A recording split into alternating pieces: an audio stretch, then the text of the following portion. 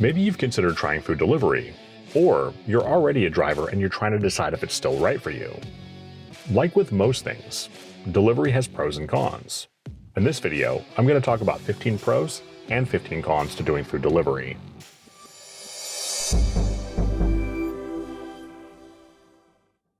What's going on, everybody? I'm Zach Drives Fast for the RideShare Guy, and in this video, I'm going to condense 4 years of driving experience into a list of pros and cons. Before we get too far into the video, if you want more stable earnings, be sure to check out RSG's affiliate link for Solo in the description. Alright, these items are in no particular order, and of course they're just my personal opinions. Starting things off with the pros. Number 1 is you decide when you want to work. It doesn't matter if it's 1 p.m. or 1 a.m. There's several apps out there that let you go online whenever you choose to. Number 2, you can stop working whenever you choose to.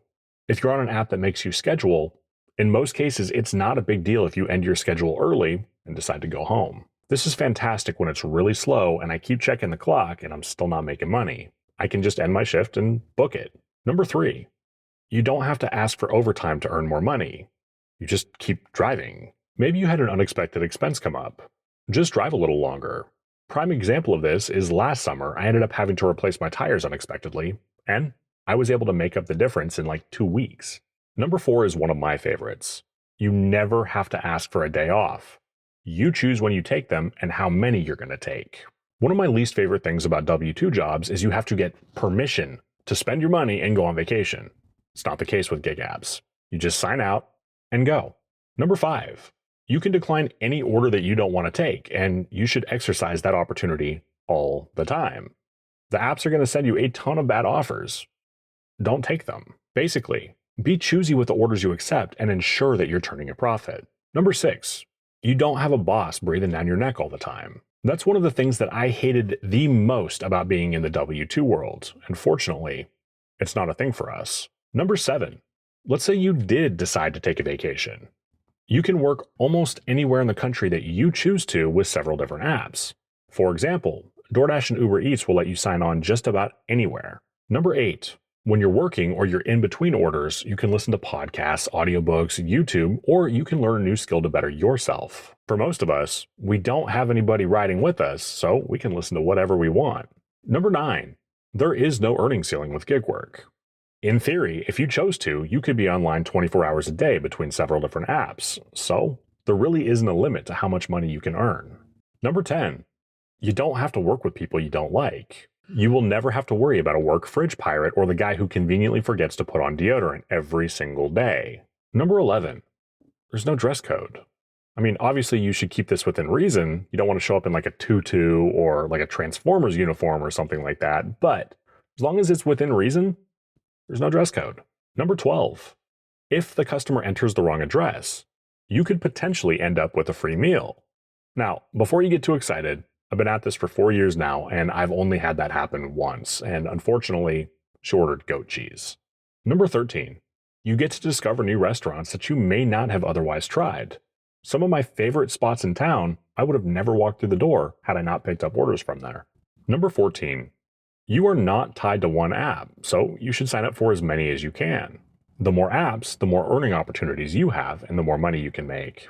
To wrap up the pros, number 15 is there are some really big tax write-offs for us, mileage being the single biggest.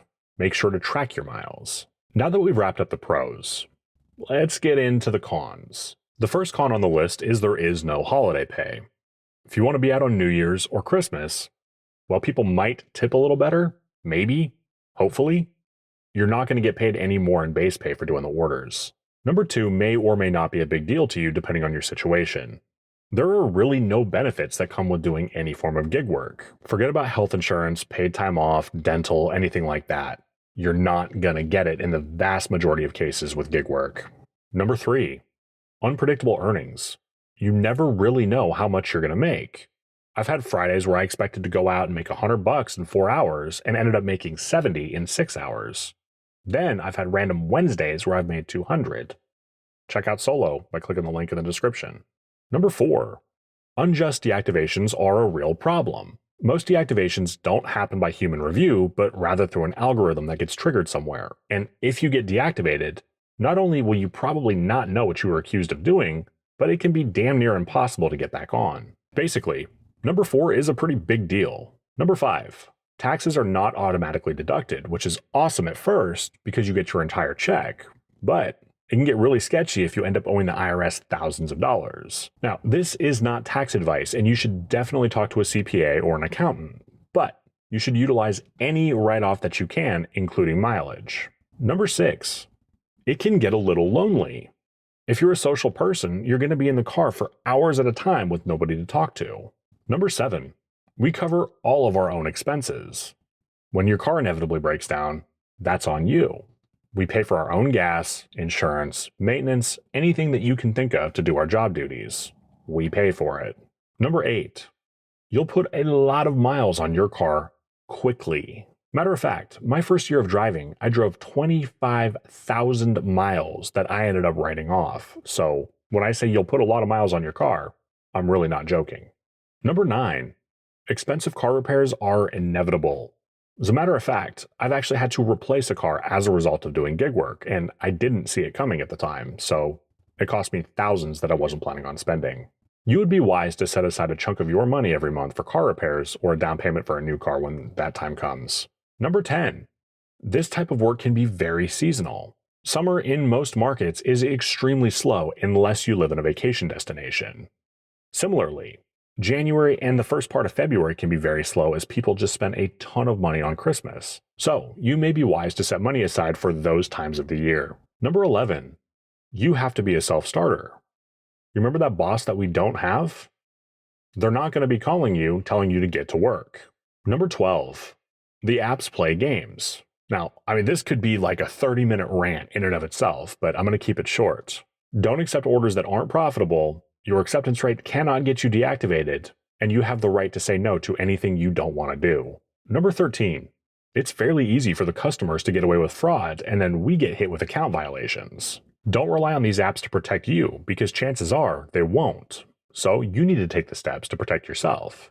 Take pictures of where you were, including house, building, or apartment numbers, and keep them for a week in case you need them. Number 14, order pay is trending down at an alarming rate. We're getting paid substantially less now than we were just 2 years ago. I don't see that trend changing. Just be aware of that. Number 15, tipping culture has been increasingly under attack in the United States. So fewer customers are leaving good tips, and many more customers are just not tipping at all. Remember, don't take orders that aren't profitable for you or where you're just going to break even. You want to be waiting for the orders that are actually profitable. You are a business. You are not Meals on Wheels. You're not a charity. Well, there you have it.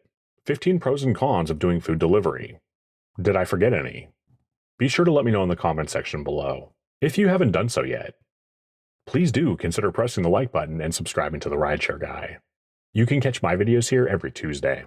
If you enjoyed this video, check out this video next where I talk about some sketchy situations that I've personally found myself in and how I handled them. I'm Zach Drives Fast for the RideShare Guy. Take care.